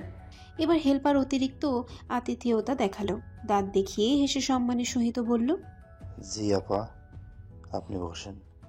এ নতুন কিছু নয়। সাধারণত জাহাঙ্গীরনগরের স্টুডেন্টদের দেখলেই তারা কিছুটা তটস্থ হয়ে চলে, পাছে যেন কোনো ঝামেলায় না জড়িয়ে পড়ে। স্পর্শী বুঝে উঠতে পারে না মানুষ এতটা ভয় কাতুরে কি করে হয়। জাবির স্টুডেন্টরা কি বাঘ নাকি ভাল্লুক? এত ভয় কেন পেতে হবে তাদের? যদিও রাস্তাঘাটে কিছু সংখ্যক স্টুডেন্টদের আপত্তিজনক কাজকর্মের কারণে ড্রাইভাররা তটস্থ থাকে, তাও স্পর্শী মানতে নারাজ। কেননা জাবির অধিকাংশ স্টুডেন্টরা স্বাধীন চেতা। এরা সহজে কারোর সাথে ঝামেলায় জড়ায় না, আর না তো কোনো অন্যায়কে প্রশ্রয় দেয়। সামনে এসব ড্রাইভাররা সম্মান দেখালেও তাদের অনুপস্থিতিতে জঘন্যতম কথা বলতেও পিছপা হয় না। তাদের মতে বাংলাদেশের সবচেয়ে নিকৃষ্ট মেয়েরা এই বিশ্ববিদ্যালয়ে পড়ে। এখানকার স্টুডেন্টরা ভীষণ অসভ্য, অশালীন, অভদ্র হয়। ভাবতে ভাবতেই হেসে ফেলল স্পর্শী। পরক্ষণেই হেসে দিয়ে নিজেকে বলল, সবার কথা কানে নিলে কি আর জীবন চালানো যায়? লোকে তো বলবেই। বাসে ওঠার 10 মিনিটের মাথাতেই ডেইরি গেটে বাস থামলো। ব্যাগ থেকে একটা 10 এবং একটা 5 টাকার নোট বের করে হেল্পারের হাতে দিতেই চমকে গেল ছেলেটা। কাচুমাচু করে বলল, আপা, স্টুডেন্ট তো, হাফ ভাড়া। আপনি তো 5 টাকা আরো বেশি দিছেন। কোনো রূপ ভাবান্তর দেখা গেল না স্পর্শীর মধ্যে। কঠোর চাহনিতে শ্রাবণের দিকে ইশারা করে বলল, ও এখানকার স্টুডেন্ট না। বলেই নেমে গেল বাস থেকে। গেটের ভেতরে ঢুকে হাঁটতে শুরু করলো দুজন। এখানে রিক্সা নেই, হয়তো কলাবাগান বা সংসপ্তকের ওদিকে আছে। সমাজবিজ্ঞান ডিপার্টমেন্টের সামনে আসতেই চমকে দুপা পিছিয়ে গেল স্পর্শ। আরেকটু হলে ধাক্কা লাগতো সামনে দণ্ডায়মান বিশালাকৃতির পুরুষালী বুকের সাথে। খুব বেশি ভুল না হলে ছেলেটা ইচ্ছে করেই ধাক্কা লাগাতে চেয়েছে তার সাথে। মুখের দিকে তাকাতেই দাঁতে দাঁত চেপে ধরল স্পর্শী। তার সন্দেহ মোটেও ভুল নয়। পিয়াসকে দেখতেই পাশ কাটিয়ে চলে যেতে লাগলো। ছিলে কোথায় এতদিন? টিকিটাও তো খুঁজে পাইনি। 3 দিন গিয়েছিলাম তোমার বাড়ির সামনে, সেখানেও পাইনি। ভেবেছি আরশিকে জিজ্ঞেস করব, কিন্তু তোমার ওই বাচ্চা বোন তো আমাকে দেখলেই দৌড়ে পালায়। থেমে, তবে যাই বলো, আমার শাড়িটাও কিন্তু অনেক কিউট। থমকে দাঁড়িয়ে পড়ল স্পর্শী। শ্রাবণীর হাত ছেড়ে দ্রুত পায়ে চলে এলো পিয়াসের সামনে। তার পাশেই পিয়াসের ডিপার্টমেন্টের আরো 3টা ফ্রেন্ড আছে। তোয়াক্কা করো না স্পর্শী। তেজে চোখে তাকালো পিয়াসের দিকে। রাগের তীব্রতা নিয়ে বলল, তোর চোখ দুটো তুলে নিব আমি। আমার বোনের দিকে নজর পড়েছে এখন। হ্যাঁ? আশেপাশে হাঁটতে থাকা কিছু সংখ্যক স্টুডেন্ট কৌতূহলী দৃষ্টিতে তাকালো তাদের দিকে। স্পর্শী নিজের রাগ কন্ট্রোল করার চেষ্টা করে দাঁতে দাঁত চেপে বলল, খবরদার আমাকে রাগানোর চেষ্টা করবি না। তোকে আমি লাস্ট বারের মতো সাবধান করছি পিয়াস। আমার বোন তো দূর, আমার আশেপাশেও যেন আর তোকে ঘিসতে না দেখি। স্পর্শীর রাগী কথাগুলো যেন আরও জেদ বাড়িয়ে দিল পিয়াসের মধ্যে। হা হা করে জানোয়ারের ন্যায় হেসে উঠল। 2 কদম এগিয়ে স্পর্শীর গা ঘেঁষে দাঁড়াতে গেলেই ছিটকে দূরে সরে গেল স্পর্শী। পিয়াস আবারও হেসে উঠল, ধীর আওয়াজে বলল, বাহ, বোনের জন্য এত টান। আগে কেন জানিনি আমি? আমারই ভুল। আরো আগে আমার শাড়ির খোঁজ নেওয়া উচিত ছিল। আচ্ছা, 3:30টার সময় তো আরশি ক্রসিংয়ে যাই বালির মাঠের দিকে। আচ্ছা বাদ দেও, ওই মেয়েটাকে কাকে নিয়ে আসছিস আবার? এটাও কিন্তু দেখতে খারাপ না। হেসে দিল স্পর্শী। পিয়াস এই মুহূর্তে স্পর্শীর হাসিটাকে হজম করতে পারছে না। সে তো ভয় দেখাতে চাইছে, অথচ এই মেয়ে অদ্ভুত ভাবে হাসছে কেন? তোর উদ্দেশ্যটা আমি মাত্র বুঝতে পারলাম। আমার দুর্বল জায়গাগুলো খুঁজে খুঁজে আমায় ভয় পাওয়ানোর চেষ্টা করছিস, তাই তো? ওকে, ঠিক আছে, চেষ্টা করে দেখতে পারিস। তবে একটা কথা মাথায় রাখিস, তোকে এটাই লাস্ট সুযোগ দিলাম আমি। মানলে ভালো, আর না মানলে আমার মনে হয় না তুই এই ক্যাম্পাসে বেশি দিন টিকতে পারবি। যাই হোক, ভেবে চিন্তে কাজ করিস। Best of luck. কথাগুলো বলেই শ্রাবণীর হাত ধরে সামনের দিকে এগিয়ে গেল। পরিচিত এক ফ্রেন্ডের বোন এখানকার নামকরা অ্যাডমিশন কোচিংয়ে অ্যাডমিশন নিয়েছে। ওর মাধ্যমেই শ্রাবণীকে এখানে রেখে আসবে। কোচিংয়ের কাছেই বাসা। অন্য ক্যান্ডিডেটদের সাথে ক্লাস করে বাসায় আসতে খুব বেশি প্রবলেম হবে না শ্রাবণীর। ভেবেছিল সাভারেই রাখবে, কিন্তু নিজস্ব ঝামেলার মধ্যে অন্য আরেকটা মেয়েকে জড়ানো ঠিক হবে না। এর থেকে ফার্ম গেটেই থাক ও।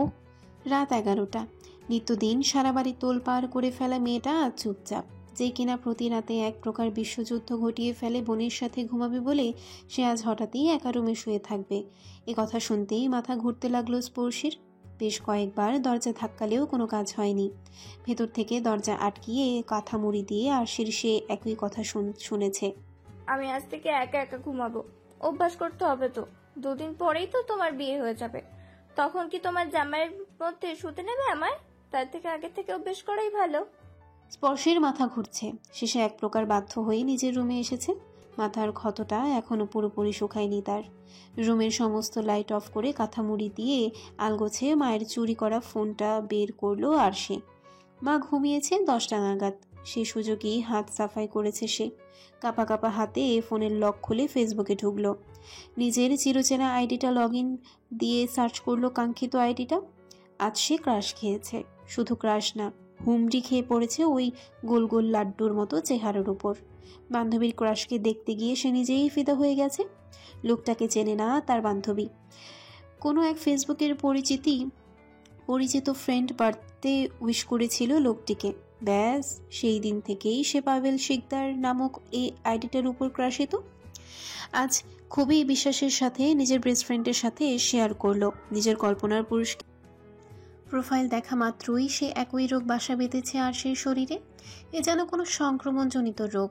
খুবই গোপনীয়তার সাথে আইডির নামটা খাতায় লিখে এনেছে। ব্যাস, সন্ধে থেকে এই আইডি রাউন্ড দেওয়ার জন্য ছটফট করছিল আরশির মন। আর সেই মন শান্ত হলো এই রাত 11:30টায়।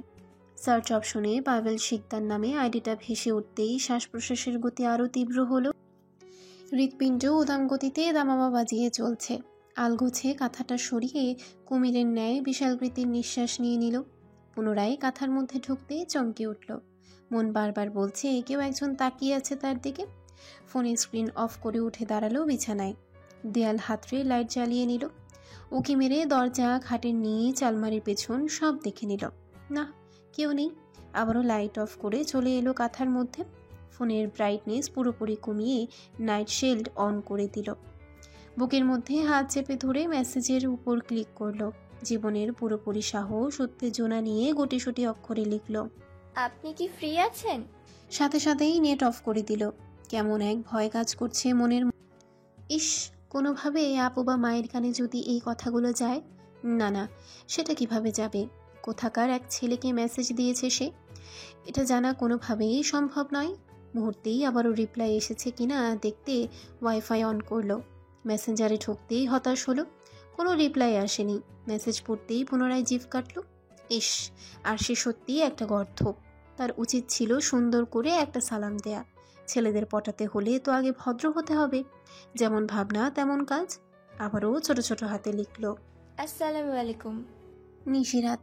দূর থেকে শহরের বুকে কুকুরের অভিশপ্ত ডাকে বারংবার শিউরে উঠছে দেহ। জানালার এক কোণে বাতাসের গতিবেগ এসে শব্দ করছে আরো ভয়ঙ্করভাবে। মনে হচ্ছে জানালার বাইরে কোনো অতৃপ্ত আত্মা দাঁড়িয়ে আছে তার অপেক্ষায়।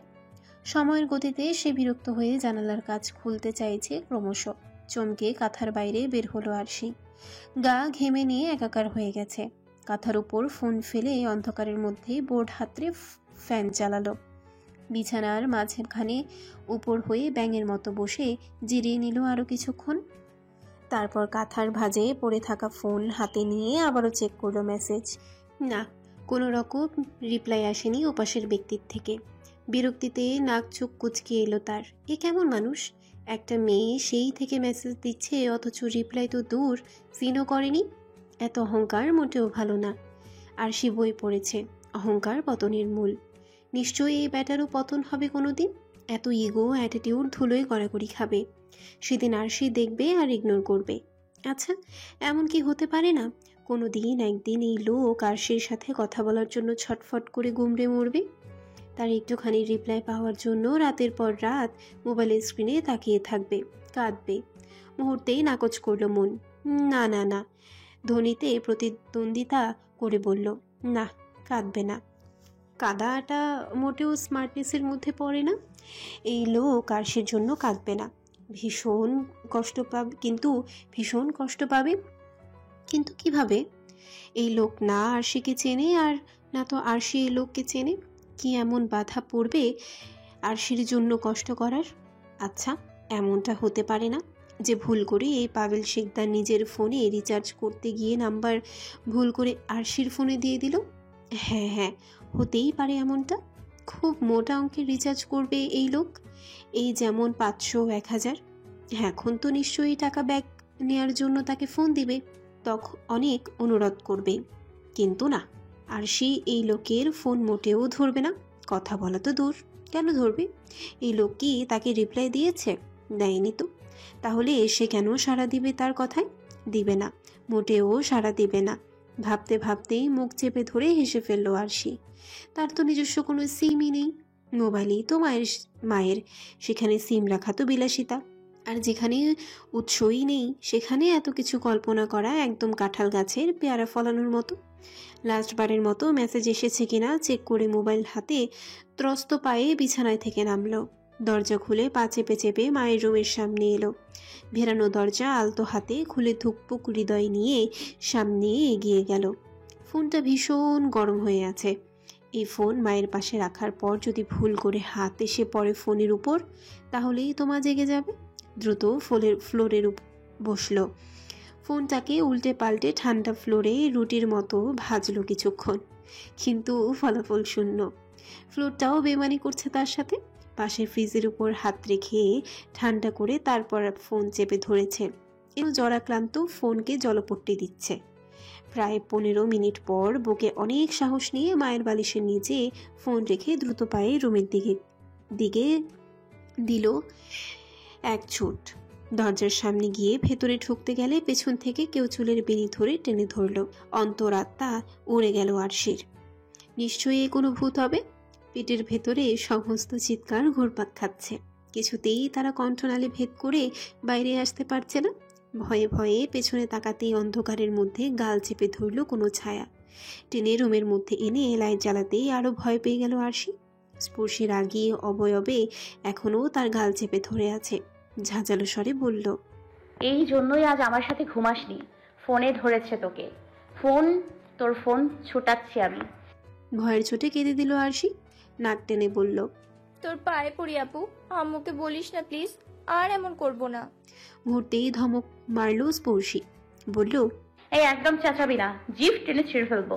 মায়ের যেন ঘুম ভাঙে না। চুপচাপ ঘুমাতে যা, সকালে উঠে তারপর তোকে দেখছি। এ যেন বাঘের হাত থেকে ছাড়া পেয়েছে আরশি। কোনো মতে স্পর্শী বেরোতেই ভেতর থেকে দরজা আটকে দিল। তারপর চেঁচানোর স্বরে দরজার ওপাশ থেকে বলল, হ্যাঁ টিপছি ফোন। আমি একা করছি নাকি? তুইও তো এতক্ষণ ফোন টিপছিস। এখন চার্জ শেষ তাই বাইরে হয়েছিস। আমি কিছু বুঝি না নাকি? তোকে ফোন কিনে দিয়েছে, এখন সারা রাত দিন তুই চালাস। আমাকে তো ফোন দেয় নাই, একটু মাঝে মধ্যে চুরি করে চালাই। তাতেও তোর এত জ্বালা কেন? হ্যাঁ, আমার কি কোনো অধিকার নাই নাকি? দরজার ওপর ধুড়ুম করে ধাক্কা মারল স্পর্শী। চিবিয়ে চিবিয়ে বলল, তোর সাহস থাকলে দরজা খুলে কথা বল। অসভ্যের বাচ্চা, আর একটা কথাও যেন আমি না শুনি, তাহলে কিন্তু দরজা ভেঙে এসে পেটাবো। এই যাত্রায় থেমে গেল আরশি। ফ্যান ছেড়ে কাঁথা মুড়ি দিয়ে গুনগুনিয়ে কাঁদতে লাগলো ফোনের দুঃখে। তার কি কোনো অধিকার নাই? বড় বোন পাবে অথচ সে পাবে না কেন? কেনই বৈষম্য? কিছুক্ষণ পর পর দরজার উপর ধরাম করে শব্দ হচ্ছে, আর সাথে সাথে শাসনের সুরে কেউ বলছে, এই আরশি ওঠ, 7:30 তো বেজে গেল, তাড়াতাড়ি ওঠ, আমাকে যেতে হবে, গেট আটকে দে। অত্যন্ত বিরক্তির সাথে চোখ দুটো খুলল। এত শান্তির ঘুম ভাঙাচ্ছে দেখে এক প্রকার কান্না এসে গেল। মুখ ভেঙে বলল, উফ আম্মু, তুমি এত জ্বালাও কেন আমাকে? প্রতিদিন সকালবেলা কি এমন হয় তোমার? ভাল লাগে না। বলতে বলতে খাট থেকে নামলো। রুমের জানালা খুলতেই এক ফালি তেজস্বী আলো এসে আক্রমণ করলো সারা মুখে। বিরক্তিতে আবারও মুখ কুঁচকে এলো।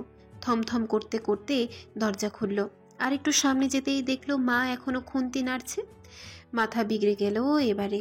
রাগ নিয়ে বলল, তোমার তো এখনো রান্নাই হয়নি, অথচ আমাকে এত ডাকছিলে কেন? প্রতিদিন যাওয়া 1-1.5 ঘন্টা আগে থেকে সাইরেন বাজতে শুরু করে, ভাল লাগে না। আলতো হাসলেন পিপাসা। আরশি ঘুমো ঘুমো চোখে নাক মুখ কুচকে হাঁটতে হাঁটতে আবারও রুমের সামনে গেল। গত রাতের কথা মনে হতেই কাত হয়ে স্পর্শীর রুমের দিকে চাইল। পুরো রুম ফাঁকা। দুপা হেঁটে মায়ের কাছে গিয়ে জিজ্ঞেস করলো, আম্মু, আপু কোথায়? পিপাসা ব্যস্ত হাতে রান্নায় মন দিতে দিতেই বলল, টিউশনিতে গেছে। ও বলেই মায়ের রুমের দিকে এগিয়ে গেল। চার্জে থাকা ফোনটাকে হাতে ধরে মায়ের উদ্দেশ্যে বলল, আমার আজকে কোচিং হবে কিনা আলোকে জিজ্ঞেস করে দেখি। 5 মিনিটেই আবার চার্জে লাগাচ্ছি মোবাইল। মায়ের কোনো উত্তরের অপেক্ষায় না থেকেই রুমে ঢুকলো আরশি। ফেসবুক ওপেন করতেই বুকটা ধক করে উঠল। সিন করেছে সে অ্যাটিটিউড বলা ব্যাটা, কিন্তু রিপ্লাই দেয়নি। আজও সে কি আরশিকে অপমান করলো? না, এ তো মানা যায় না। ফোন হাতে দাঁত কামড়ে হেসেই পুনরায় গুটি গুটি অক্ষরে লিখল, কেমন আছেন? বানান ভুল হয়েছে দেখে জিভ কাটলো। আবারও ছোট ছোট অক্ষরে লিখল, কেমন আছেন। এবারেও তাড়াহুড়োতে ভুল করে ফেললো। মুখমণ্ডলে বিরক্তি এনে লিখল, ধুর। মেসেঞ্জারের টুংটাং আওয়াজে বিছানা থেকে উঠে বসলো পাভেল। ঘুমো ঘুমো চোখে ফোন হাতে নিয়েই মেসেঞ্জারে ঢুকলো।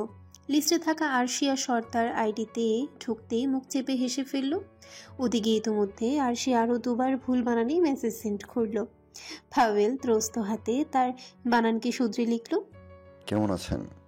সাথে হাসির ইমোজি। মুহূর্তেই উপাস থেকে সেকেন্ডের মধ্যেই রিপ্লাই আলহামদুলিল্লাহ ভালো। কে আপনি? অবাক হয়ে গেল পাভেল। বলল, আমি কে মানে? আজব তো, জিজ্ঞেস করলেন কেমন আছি, বললাম ভালো। এবারে আপনার পরিচয় বলবেন না কে আপনি? অপরিচিত মেয়েদের কেমন আছেন জিজ্ঞেস করতে লজ্জা লাগে না? বাকরুদ্ধ হয়ে গেল পাবেল। মস্তিষ্ক যেন সাময়িকভাবে ফাঁকা হয়ে গেছে। ফোন হাতে কিছুক্ষণ হা হয়ে মেসেঞ্জারের দিকে তাকিয়ে রইল। কি বলা উচিত তার? এরই মধ্যে ওপাশ থেকে আরশি আবারও মেসেজ দিল। কি হলো, বলবেন না তো কে আপনি? এই তুই ফোন রাখবি এখন? মুখ ধুতে যা।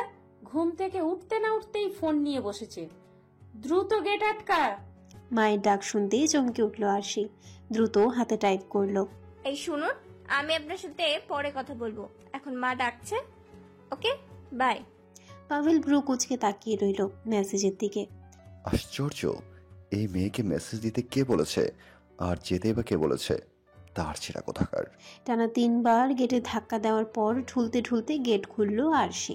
স্পর্শে ধাক্কা মেরে সরিয়ে দিয়ে বলল, হুশ থাকে কোথায়? কোন রাজ্যে ছিলি? কতক্ষণ ধরে গেট ধাক্কাচ্ছি, তুই জানিস না এখন আমি ক্যাম্পাসে যাব? কোনো সাড়া দিল না আরশি। চুপটি করে বোনের পেছন পেছন রুমে ঢুকলো। স্পর্শী বই বের করে ব্যাগের ভেতর ঢুকাচ্ছে। তারপর ত্রস্ত পায়ে রান্নাঘরে ঢুকে খাবার বেড়ে খেতে লাগলো। বেশ কিছুক্ষণ এপাশ ওপাশ তাকিয়ে আরশি বলল, আপু, তোমার টিউশনি করিয়ে আবার ক্লাস করতে কষ্ট হয় না? সেই সকালে বের হও, দুজনকে পড়িয়ে ভার্সিটিতে যাও, আবার বিকেল থেকে রাত 8টা পর্যন্ত 4 জনকে পড়াও, এরপর আবার নিজে পড়ো। কষ্ট হয় না তোমার? আরশির দিকে এক ঝলক তাকিয়ে আবারও খাওয়ায় মনোযোগ দিল। মুখে খাবারটুকু শেষ করে আস্তে ধীরে বলল, কলেজে যাবি না? না, 3টার সময় কোচিং আছে, ওখানেই যাব শুধু। আরশি আনমনে বলল। মুহূর্তেই চট করে তার দিকে তাকালো স্পর্শী। আরশির কোচিং পর্যন্ত খোঁজ নিয়ে ফেলেছে পিয়াস। ব্যাপারটা মোটেও অবহেলা করা যাবে না। পরবর্তী লোকমা মুখে নিতে নিতে বলল, এই ছেলেটা কি কখনো তোকে ডিস্টার্ব করেছে? আরশি ছবির উপর হুমড়ি খেয়ে দেখলো, তারপর বলল, না তো, কেন? কখনো দেখি শুনি রাস্তায়? স্পর্শী আবারও বলল। আরশি ঠোঁট উল্টে বলল, না, কিন্তু কেন? শান্ত হয়ে নিঃশ্বাস নিল স্পর্শী। তার মানে তার ধারণাই ঠিক। আরশির ব্যাপারে কারো থেকে খোঁজ নিলেও ওকে কখনো সরাসরি কোনো রকম ডিস্টার্ব করেনি। মুখকে সিরিয়াস বানিয়ে আরশির দিকে চেয়ে বলল, কখনো যদি দেখি সেই ছেলে তোর পিছু নিয়েছে বা তোকে কাছে ডেকেছে, তৎক্ষণাৎ চিৎকার করে লোক জড়ো করবি আর সবাইকে বলবি ও তোকে ডিস্টার্ব করছিল। আর আশেপাশে লোকজন না থাকলে ছুটে বাড়ির দিকে অথবা যেখানে লোকজন বেশি থাকবে সেদিকে যাবি, মনে থাকে যেন। আর হ্যাঁ, বিকাল থেকে আমি তোকে কোচিংয়ে দিয়ে আসবো। অবাক হয়ে তাকিয়ে রইল আরশি। বলল, শুধুমাত্র ডাকলেই যাবো? কিন্তু কেন? লোকটা কি সন্ত্রাস? কিন্তু দেখে তো ভীষণ হ্যান্ডসাম মনে হয়। বিরক্ত হলো স্পর্শী, চেঁচিয়ে বলল, তোকে যা বলেছি সেটা মনে রাখবি। কোনটা ভালো আর কোনটা খারাপ সেটা তোর থেকে আমি ভালো বুঝি। একটা কথা মাথায় রাখবি, আমার মাথার ওপর বাবার ছায়া নেই, আর না তো কোনো বড় ভাই আছে। এমন কেউ নেই যে আমাদের অগোছালো জীবনটাকে প্রোটেক্ট করার জন্য ছায়া হয়ে থাকবে। স্কুল থেকে সোজা বাড়ি আসবি, কোনো বন্ধু বান্ধবীদের সাথে যেন আড্ডা দিতে না দেখি। কিছুটা বুঝলো আরশি, কিন্তু বাবার কথা মনে হতেই ভীষণ মন খারাপ হলো। এই বাবা শব্দটা সে জন্মের আগেই হারিয়েছে। চিরদিনের মতো নেতিম সে। তাদের মাথার উপর কোনো ছাদ নেই। নিজেদেরই সারাক্ষণ এই হাত দুটো উপরের দিকে মেলে ধরে নিজেদের প্রোটেক্ট করতে হয়। কিছুটা চিন্তিত হয়ে স্পর্শের উদ্দেশ্যে বলল, কিন্তু আপু, লোকটা যদি খারাপই হয় তাহলে তো তোমার আরো সাবধান হওয়া উচিত। তুমি তো রাত বেরাতে বাইরে থাকো, ও যদি তোমার কোনো ক্ষতি করে দেয়, মাকে কি জানাবো? কিছুক্ষণ থম মেরে বসে রইল স্পর্শী। দীর্ঘশ্বাস ফেলে কণ্ঠে কাঠিন্যতা এনে বলল, আমারটা আমি বুঝে নিব, মাকে জানানোর দরকার নেই। তুই ঠিক মতো চলিস। আর হ্যাঁ, আমি বের হচ্ছি, গেট ভালো করে লাগিয়ে দিস। আর আমার আসতে দেরি হলে মাকে ক্যাম্পাসে যেতে বলতে গিয়েও থেমে গেল স্পর্শী। পরক্ষণেই বলল, না, আর দেরি হবে না, এসে যাব হয়তো।